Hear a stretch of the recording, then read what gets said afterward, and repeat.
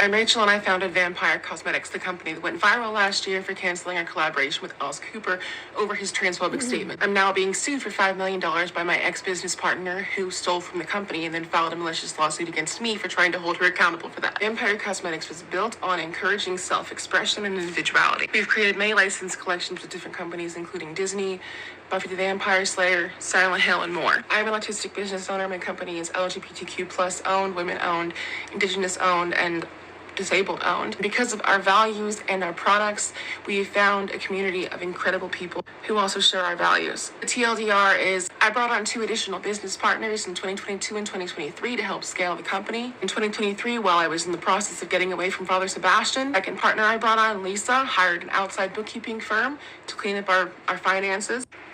And this bookkeeper uncovered evidence of fraud by Karen Holton and embezzlement.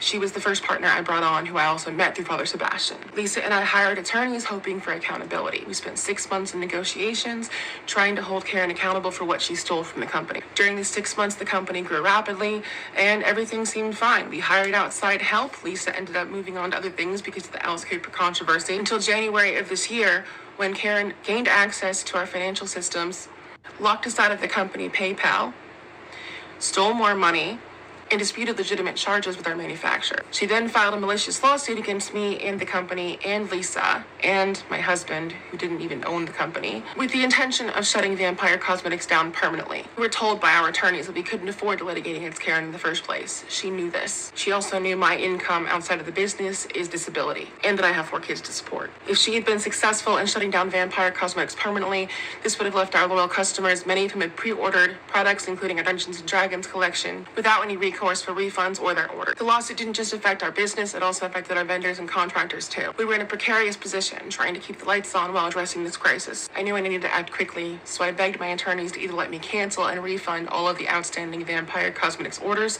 or I needed to find a way to get them fulfilled. I'd already planned to change the name because I didn't want the association with the vampire community any longer, and we also received some pushback having it be such a niche gothic name from major retailers and other licensors. So we began selling under Phoenix Rising Cosmetics at the beginning of the year, hoping that once I was able to regain full control over Vampyre Cosmetics, that it would be a seamless transition. Ultimately, due to the nature of the legal process and the associated costs and the extensive theft by Karen Holton, we ended up having to form an entire new entity to create total and complete separation from Vampyre Cosmetics in order to protect what we had built. While this situation has been fraught with challenges, it has also been a testament to resilience and community support. We lost a few licensing deals when we lost Vampyre, but Endosis Manufacturing now has its own licensing deals with everything is currently on the Phoenix Rising website. This is not the first time I've had to start over from scratch. This time, it's not quite from scratch, because we still have the support of our licensors, including Disney and others. We still have the social media accounts that I built up before Vampyre, and hopefully we still have you. When my first cosmetics company, Build On His Cupboard or Build On His Cosmetics, closed down due to manufacturing and other issues, I took it upon myself to make sure that all customers were refunded or received their products, even if it took me a while. And it did. It took me until the pandemic during 2020, even though we closed it on 2019, to begin sending out refunds and products. I continued offering this, however, as recourse to any customers that missed it, until June of 2023. I could not live with myself if I didn't make it right by our customers. I took the lessons learned from that first handmade business and used them to build Vampyre Cosmetics into a better company. I believe that we can do the same thing again, but we need your help. Because we are now a startup, we're starting over financially as a company. We've been told by our advisors that we have a good shot at getting venture capital, but that can take a while, and we need funds now to keep going.